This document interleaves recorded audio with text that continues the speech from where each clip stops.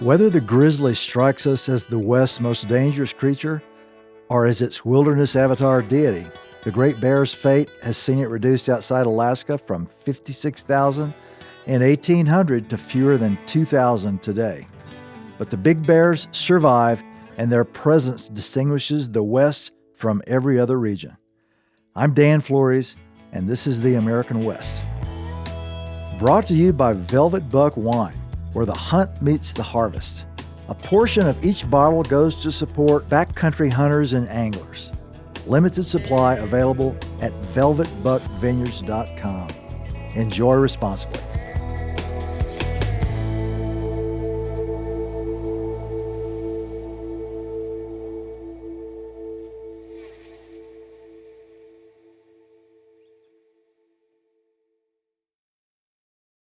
The most dangerous beast or God of the West?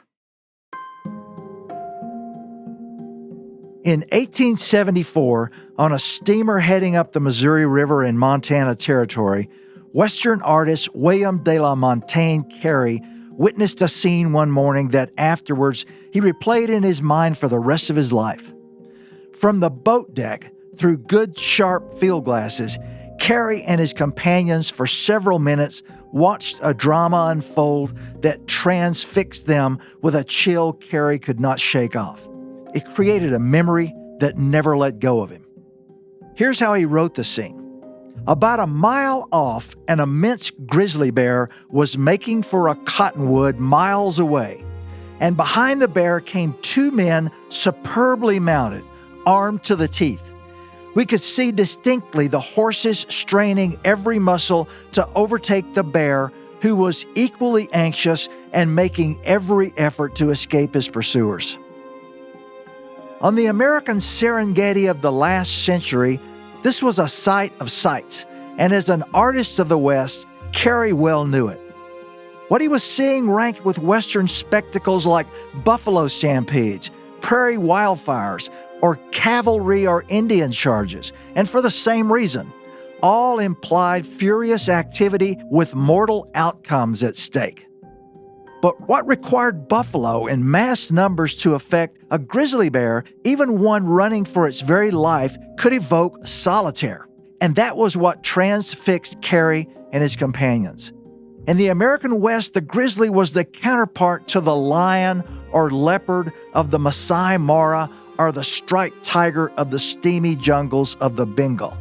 The largest and most powerful creature of the landmass, fully capable of killing humans, fully capable under certain unusual conditions of consuming humans too. We obviously feel a certain primal dread for any animal that might configure us as a meal, probably especially so an animal like a bear that's so much more human-like in its attack than big cats or sharks. Even at a distance, William Carey must have experienced an adrenaline rush from that kind of genetic memory. But clearly he also felt a sympathy for the bear as it crashed across the prairie, fleeing its pursuers. The artist was one of a legion of 19th century disciples of James Fenimore Cooper, and with two friends, he had made a first trip up the Missouri River in 1861. Returning home with sketches and some paintings, he'd gone on to become a magazine and newspaper illustrator in New York, working for magazines like Scribner's and Harper's Weekly. It was their assignments that sent him into the Northern Plains again in 1874.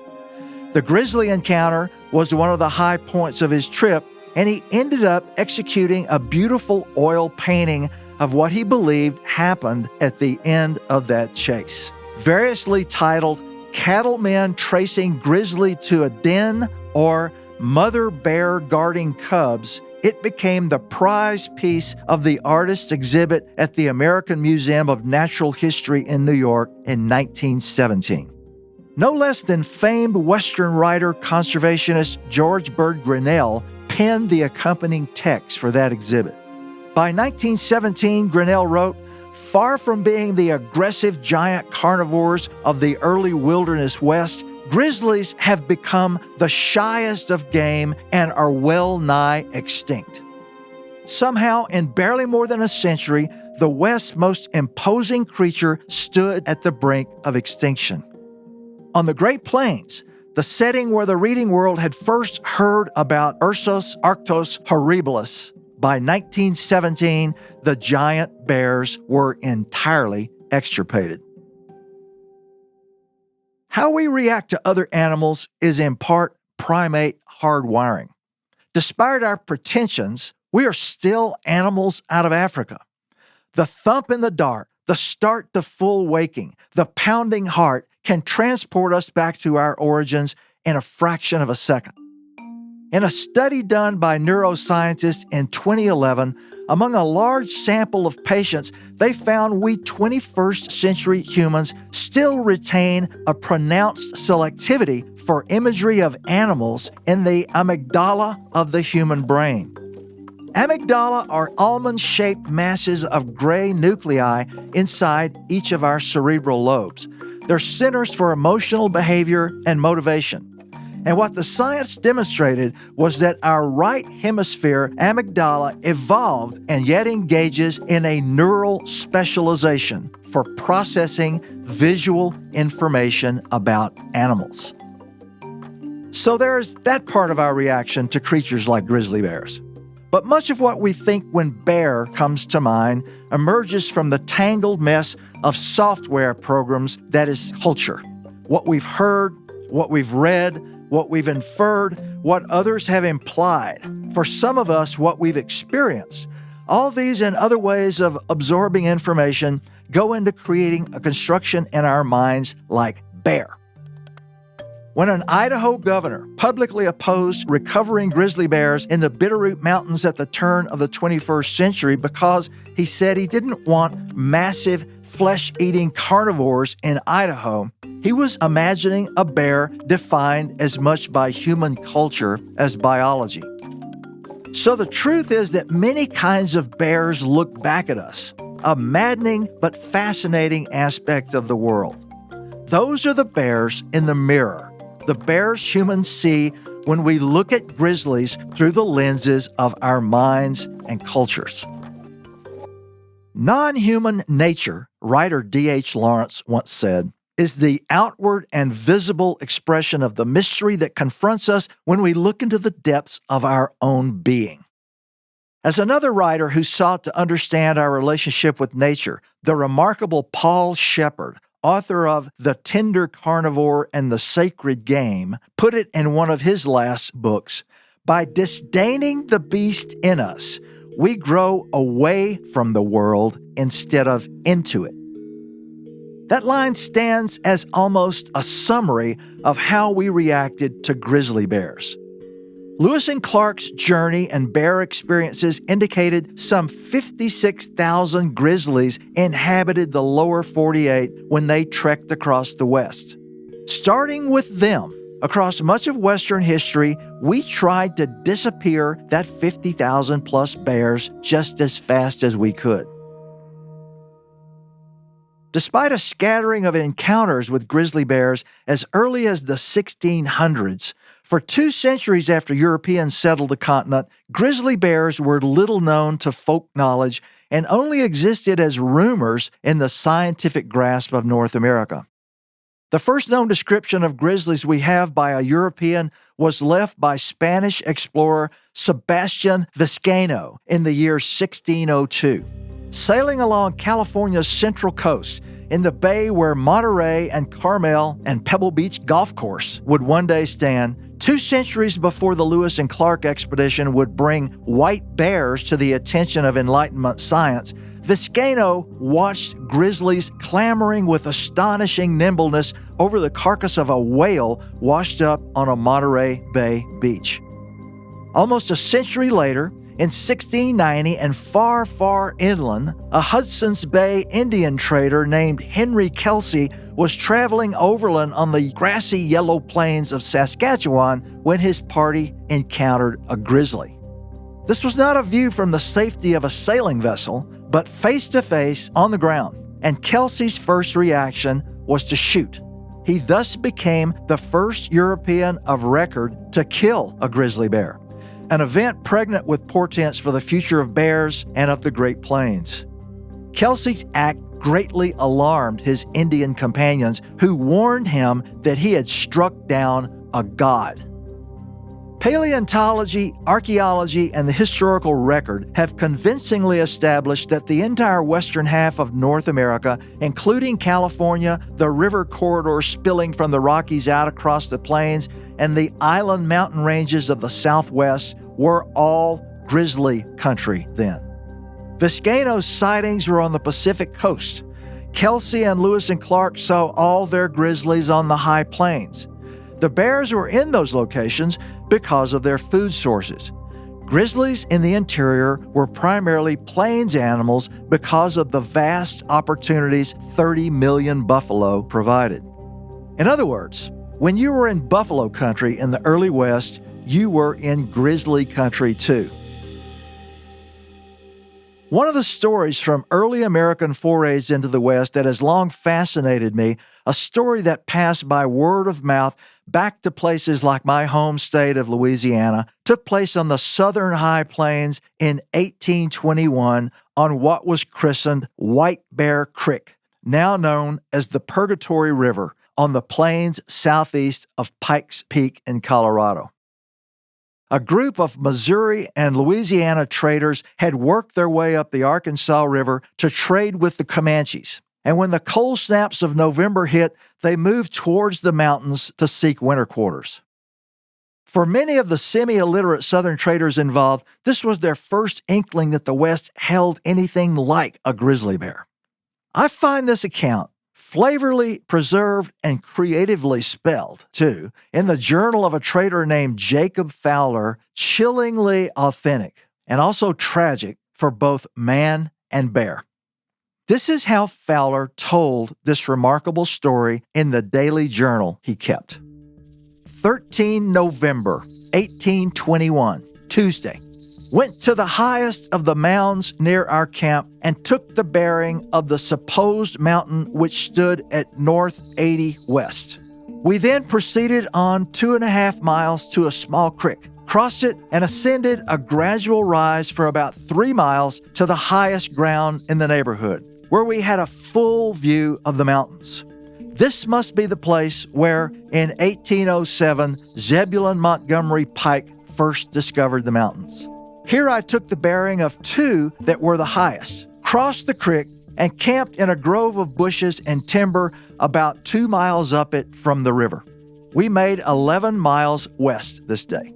We stopped here about 1 o'clock and sent back for one horse that was not able to keep up. We here found some grapes among the brush. While some were hunting and others cooking, some picking grapes, a gun was fired, and the cry of a white bear was raised. We were all armed in an instant, and each man run his own course to look for the desperate animal. The brush in which we were camped contained from 10 to 20 acres into which the bear had run for shelter, finding himself surrounded on all sides. Through this, Colonel Glenn, with 4 others, attempted to run, but the bear being in their way and lay close in the brush undiscovered till they were within a few feet of it, when it sprung up and caught Lewis Dawson and pulled him down in an instant. Colonel Glenn's gun misfired, or he would have relieved the man, but a large dog which belongs to the party attacked the bear with such fury that it left the man and pursued her a few steps, in which time the man got up and run a few steps, but was overtaken by the bear. When the colonel made a second attempt to shoot, his gun missed fire again, and the dog, as before, relieved the man, who run as before, but was soon again in the grasp of the bear, who seemed intent on his destruction. The colonel now became alarmed lest the bear would pursue him and run up a stooping tree, and after him the wounded man, and was followed by the bear, and thus they were all 3 up one tree. But the bear caught Dawson by one leg and drew him backwards down the tree. I was myself down the creek below the brush and heard the dreadful screams of the man in the clutches of the bear, the yelping of the dog, and the hollowing of the men to run in, the man will be killed. But before I got to the place of action, the bear was killed, and I met the wounded man with Robert Fowler and one or two more assisting him to camp where his wounds were examined. It appears his head was in the bear's mouth at least twice, and that when the monster gave the crush that was to mash the man's head, it being too large for the span of his mouth, the head slipped out, only the teeth cutting the skin to the bone wherever they touched it, so that the skin of the head was cut from about the ears to the top in several directions, all of which wounds were sewed up as well as could be done by men in our situation having no surgeon or surgical instruments. The man still retained his understanding, but said, "I am killed," that I heard my skull break. But we were willing to believe he was mistaken, as he spoke cheerfully on the subject, till in the afternoon of the second day, when he began to be restless and somewhat delirious, and on examining a hole in the upper part of his right temple, which we believed only skin deep, we found the brains working out.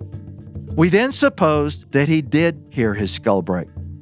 He lived till a little before day on the third day after being wounded, all which time we lay at camp and buried him as well as our means would admit.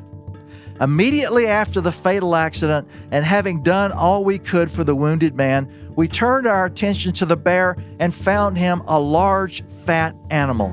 We skinned him, but found the smell of a polecat so strong that we could not eat the meat. On examining his mouth, we found that 3 of his teeth were broken off near the gums, which we suppose was the cause of his not killing the man at the first bite, and the one tooth not broke to be the cause of the hole in the right temple which killed the man at last.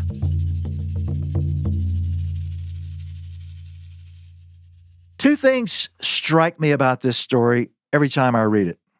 One is how unlucky a mature, veteran male bear was to have a party of armed traders stumble cluelessly into thick brush along a creek festooned with ripe grapes on which the bear was no doubt gorging to prepare for hibernation. And second, this was a familiar, consistent reaction from big predators. Once the grizzly's lair was invaded, the bear focused specifically on one man and ignored the rest of the party. Fowler mentions hearing a single shot at the outset of the melee. Given how many times Lewis and Clark describe a grizzly going straight for the member of their party who shot it, I'm convinced Dawson must have shot this bear, and from that point on, he was its single-minded focus of revenge. African lions are known to do the very same thing. Stories such as this one, and the Hugh Glass story from the Northern Plains, circulating through the frontier towns, were instrumental in casting all grizzlies as wrathful monsters to be hunted down and shot to death at every opportunity. Back in 1991, the writers Tim Clark and Denise Casey compiled a volume they titled Tales of the Grizzly, 39 stories of grizzly bear encounters in the wilderness, which chronicled grizzly human encounters in the northern Rocky Mountains from 1804 through 1929.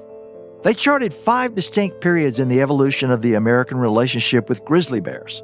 First, a Native American period when bears were mythic figures, teachers of medicines, helpers, a species whose physiological similarity to humans offered the possibility for transmigration in both directions. A relationship with nature, Clark and Casey assert, that would have been almost incomprehensible to most modern Americans. Number 2, there was an exploration fur trade period, exemplified by the grisly encounters of Lewis and Clark, Hugh Glass, and Jacob Fowler, which created the initial impressions of grizzlies as the horrible bear, the wilderness fiend that offered Americans a reminder of the dangers of uncontrolled, chaotic nature that the country must civilize. Periods 3 and 4 in this chronology are the periods of conquest and settlement, when homesteaders resolved that it was a Christian duty to eradicate grizzlies and other formidable wildlife in order to liberate wilderness for God and civilization. During this phase, tens of thousands of grizzly bears were shot on sight, and not just to wipe them off the plains for the arrival of the livestock industry. settlers killed 423 grizzlies in the North Cascade Mountains alone just between 1846 and 1851.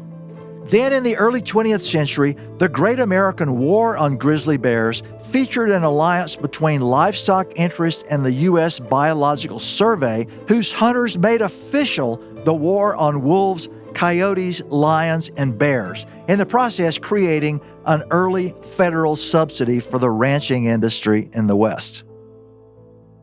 That same progressive era witnessed the official rise of sport hunting and its replacement of market hunting, which now had a black eye. Sport hunters took to heart President Theodore Roosevelt's advice that the most thrilling moments of an American hunter's life are those in which, with every sense on the alert and with nerves strung to the highest point, he is following alone the fresh and bloody footprints of an angered grizzly.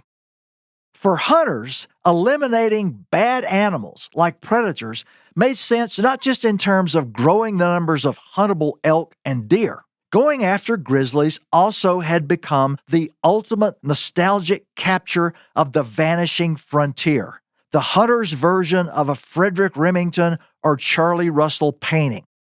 As Roosevelt put it tellingly, no other triumph of American hunting can compare with the victory to be thus gained. Which, in an age when some Western states are thinking anew about grizzly bear hunts, if and when grizzly bears are no longer on the endangered species list and their management is given to the states, makes the following story worth telling. The Earl of Dunraven, his full name was Wyndham Thomas Wyndham Quinn, 4th Earl of Dunraven, spent much of his life in elite English circles, but he yearned to hunt grizzlies.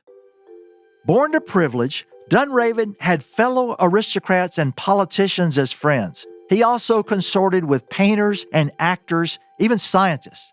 His circle made up the audience at the famous evolution debate at Oxford in 1860, when Robert Fitzroy, formerly the captain of the HMS Beagle, stood up and, waving his Bible, exclaimed of Darwin, "Had I known then what I know now, I would not have taken him aboard."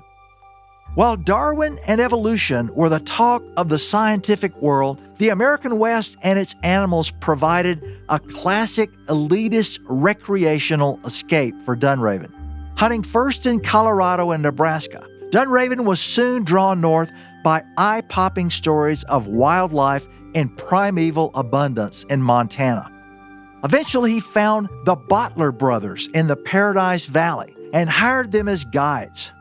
Colonials in East Africa claimed one couldn't go native without taking on a lion, which in America Dunraven translated into a grizzly bear hunt.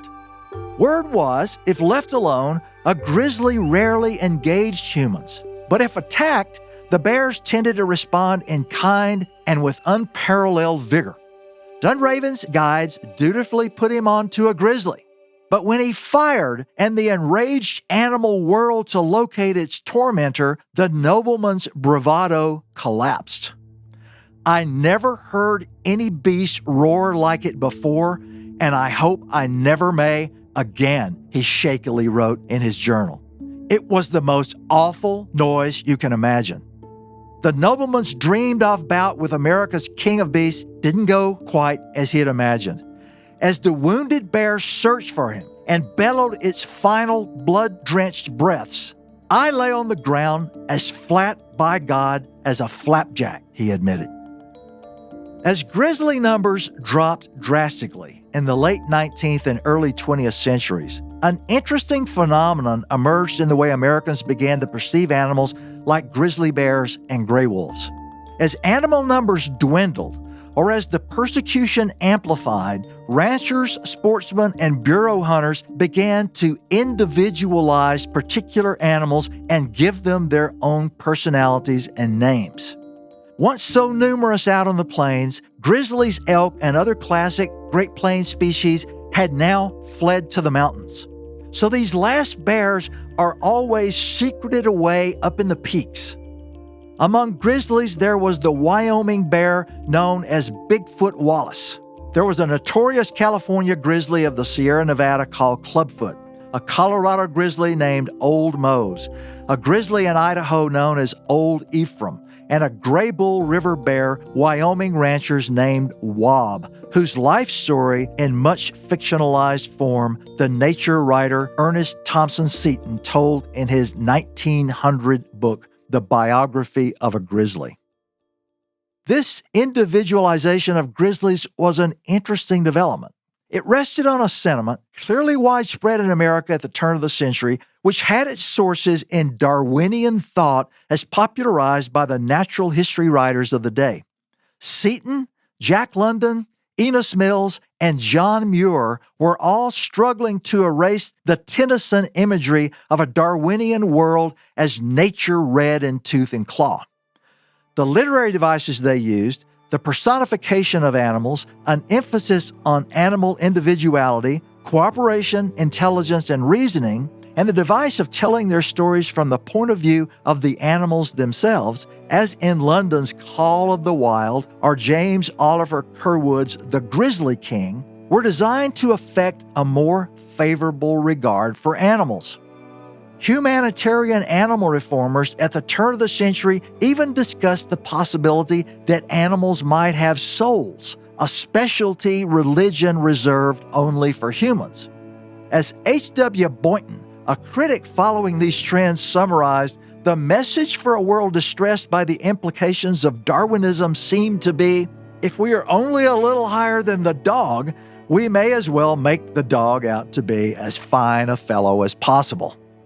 Despite the sympathetic but dubious view of grizzlies Seton presented in his The Biography of a Grizzly, with so many other bears killed and his mountains filling with ranchers and tourists, aging bear Matitsi Wob takes his own life.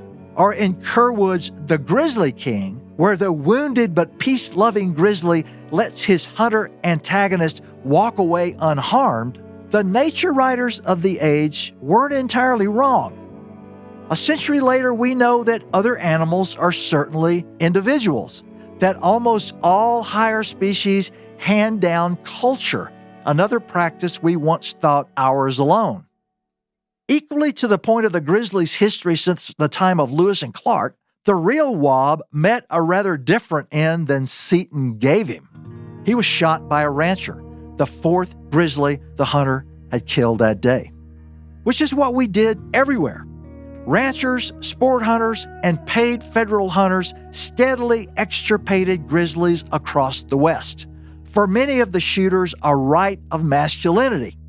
A story in Harper's Magazine in 1861 claimed that the ladies much admired a chawed-up man. These largest of our carnivores struck many as too dangerous to exist in an America modeled on Europe. Everyone tended to agree that the huge bears needed to go from all settled country. Naturalist Elliot Cowes, who collected a grizzly in the San Francisco Mountains of Arizona and also had extensive experience farther north, believed grizzlies were originally most numerous of all in the Southwest. The southern Rocky Mountains and the ranges of California seemed to be particularly the home of the huge grizzly, he wrote, which becomes less numerous farther north. There were good reasons for that. Grizzlies in California, where the bears fed on foods from a profusion of habitats, included carrion washed ashore on the Pacific coast, and they did not hibernate. As elsewhere in the Southwest, their numbers shot up dramatically with the carrion possibilities from Spanish-introduced cattle and horses. An early American pioneer in today's Napa-Sonoma wine country, George Yunt, wrote of grizzlies there that it was not unusual to see 50 or 60 within 24 hours. That kind of presence terrified people not used to wild America. The grizzly's sheer size also terrified, especially in California, where the bears grew as large as Kodiak bears in Alaska.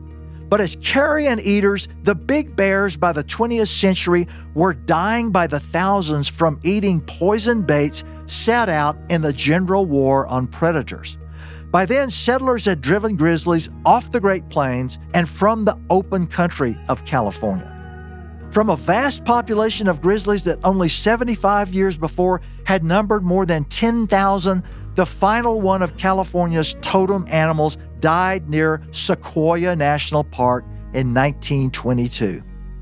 The last grizzly to die in Texas in 1890 was killed by a group on a Christian outing in the Davis Mountains. The last grizzly in Utah fell in 1923, and the last bears in Oregon and New Mexico in 1931. Arizona's last grizzly died in 1935. A hunter shot the last of Washington's original grizzlies in the North Cascades in 1967. As for Colorado, a state that supposedly produced a killing machine of a bear, ranchers claimed the grizzly called Old Mose killed 800 cattle and 5 humans in the state. Colorado still hosted bears in its San Juan Mountains well past the 1950s. What made it possible for grizzlies to continue to live in the lower 48 were our grand public lands. But in 1950, a national census estimated that from a population of 56,000 bears at the time of Lewis and Clark, only 750 grizzly bears remained alive in the lower contiguous states. Those were in 2 distinct places that, unfortunately for grizzly genetics, were 200 miles of settled country apart, in and around Glacier National Park in northwest Montana and in the greater Yellowstone ecosystem in northwest Wyoming. For the past quarter century, we have been doing our best to get bears into the Bitterroots, where they might link the populations in Glacier and Yellowstone, and into the North Cascades again. Grizzly populations have been growing in the greater Yellowstone ecosystem and along the Rocky Mountain front, and with bears once again making their way out onto the Great Plains homeland, in the 2020s, grizzly bear populations are approaching 2,000 bears. Old West Indian villages, full of dogs that once kept grizzlies at bay, have pointed towards one solution for modern human coexistence with bears. If grizzlies come off the endangered species list, it might be that hunting seasons are another. I'll confess that my own fantasy for the future is seeing plains grizzlies out in the American Prairie Reserve, where they're going to add an exclamatory flourish to rewilding our continental Serengeti. But it's still not easy for bears to settle in any of those places. A few years ago, a group of us spent 5 days backpacking into the Bob Marshall Wilderness in Montana. The Bob is a place where the blocky limestone ridges of Montana's Rocky Mountain front drop away to the plains, yellow grasslands that roll away as they always have done nearly 500 miles east. There had been days of rain before we got into the mountains, and within a couple of miles of the trailhead, we began to notice not only wolf tracks on the trail, but as well the prints of a gigantic grizzly bear, splayed out in the mud like impact craters on a distant planet. What particularly caught our attention as we hiked in was that the bear tracks were headed out towards the plains. A week after we got out of the mountains, back in Missoula, the local paper carried a headline that shocked all of us.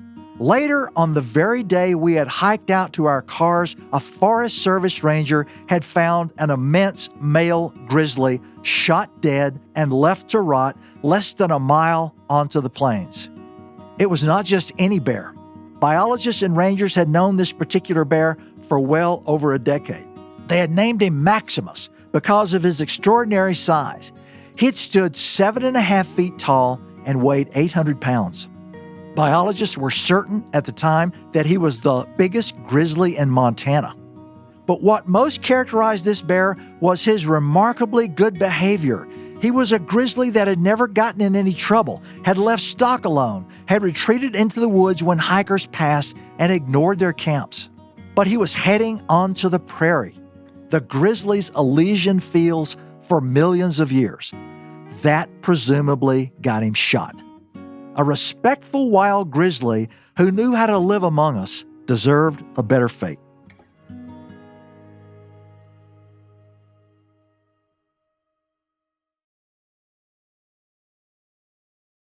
So Dan, Sydney and I were out deer hunting last year, and we're out on a piece of property, piece of state land adjacent to the American prairie.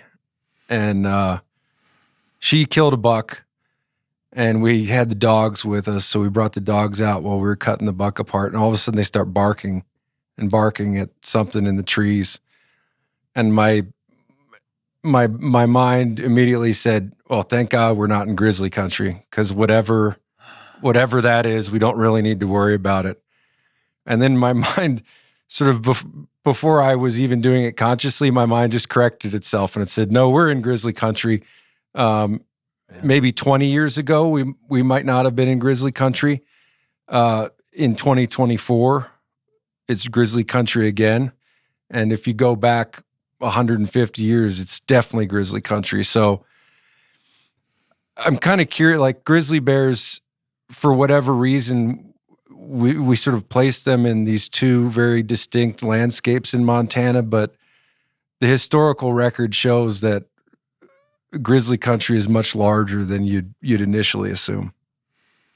I think one of the exciting parts of the grizzly story in the West is the fact that they were an open country species. Mm-hmm. And the reason that's exciting to me is because, like most of us, I have grown up knowing, okay, so what distinguishes the Northern Rockies from the rest of the West is that it still has grizzly bears, but the bears are all secreted away in the mountains. They're in Glacier. They're on the Yellowstone Plateau. They're up in the Bob Marshall country. But it's fun to know that grizzlies originally were way out onto the Great Plains. I mean, all of those encounters that Lewis and Clark had with all of their bears, their 37 or 38 bears they encountered, I mean, they were all out on the high plains. And that was the case up until really probably the 1870s or 1880s. I mean, George Armstrong Custer killed a grizzly bear out on the plains too.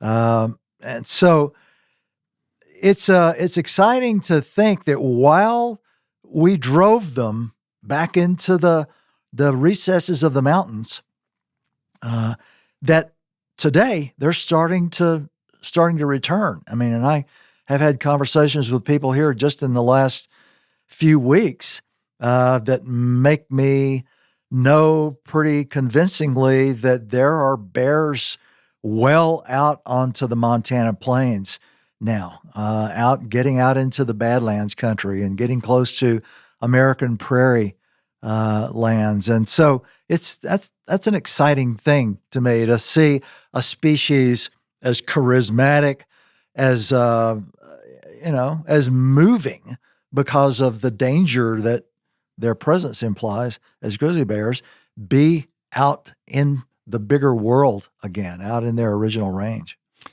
Yeah, and I think this sort of pairs nicely with another thread in this chapter where you're talking about the program to reintroduce, or the attempt to reintroduce grizzly bears into the Bitterroot. And if you talk to anybody in sort of the greater Missoula area these days, there are grizzlies that make their way through the Bitterroot. Yeah. And the biologists are convinced that they're going to end up there anyway without a relocation program, like a resident population. And so it's one of these stories where I think in some ways, like when you think about wolves, reintroduction is very controversial, but the wolves are moving there on their own. And in the grizzly bear story, reintroduction is so unthinkable for a lot of people that the bears are actually being left to do it on their own. Yeah. So when I was living in the Bitterroot, which of course I did for more than 15 years, there were at least three different times that I was aware of, where bears appeared, and I was on the Sapphire Mountain side of the valley, on the east side of the valley, and that's where the bears were coming in.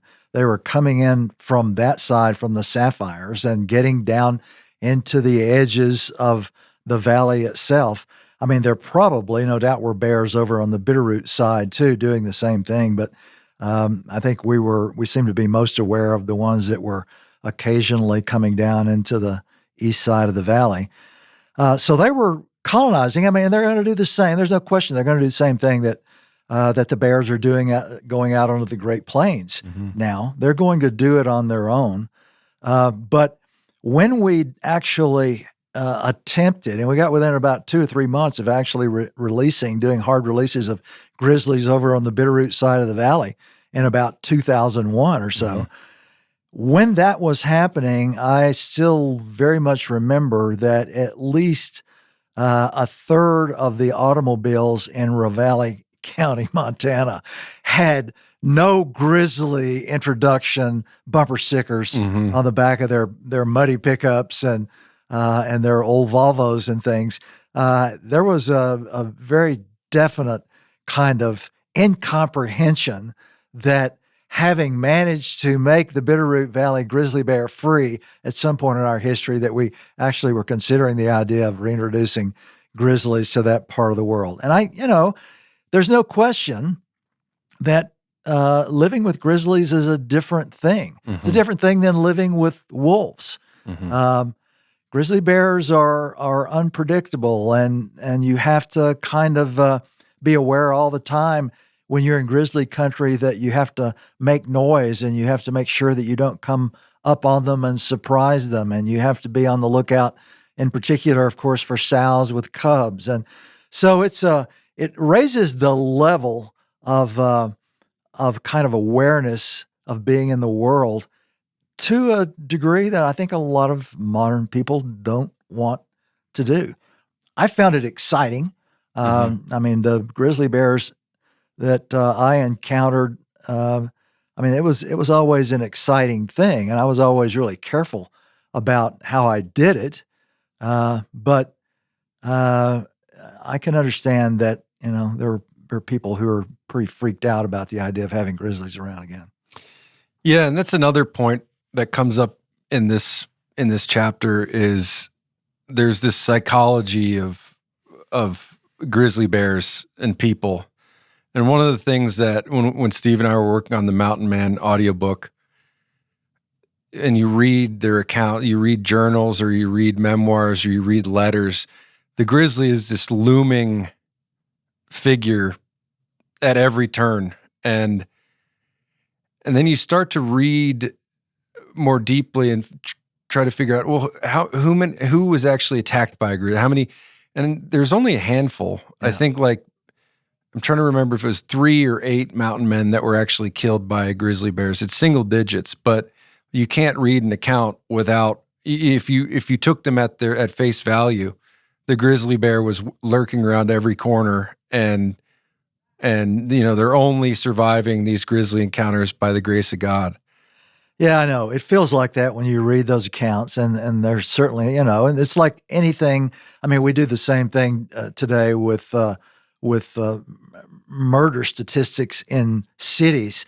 All you need is one example, and everybody is kind of freaked out for months after that. And I think the grizzly encounters in the West were a little bit like that. They were actually few and far between. And one of the things that has always intrigued me is by reading closely into these accounts and people's encounters with bears is that if you didn't happen upon them and surprise them, you almost had to intentionally provoke a grizzly bear to get it to do something that was dangerous to humans.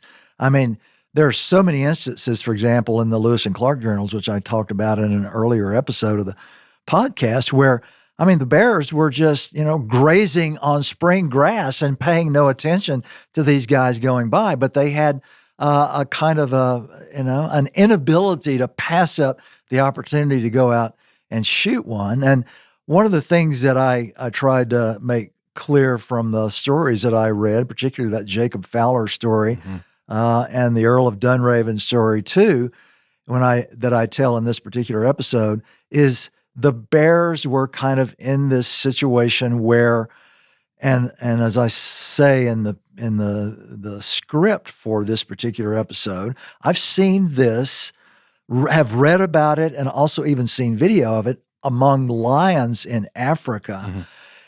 they will very quickly recognize who among a group of humans has attacked them. And that's who they go after. They will ignore everybody else and go specifically after the person who had fired a shot at them or, more egregiously hit them. Mm-hmm. And man, when that happens, the bears are just kind of single-minded in their focus. It's one of the things that has always just kind of given me a little bit of chill about that Jacob Fowler story that I tell in this one is, I mean, there were like 35 people in that party, and that bear was determined to get one guy, the guy that it sounds pretty definitively as if he's the one who saw the bear first and shot it.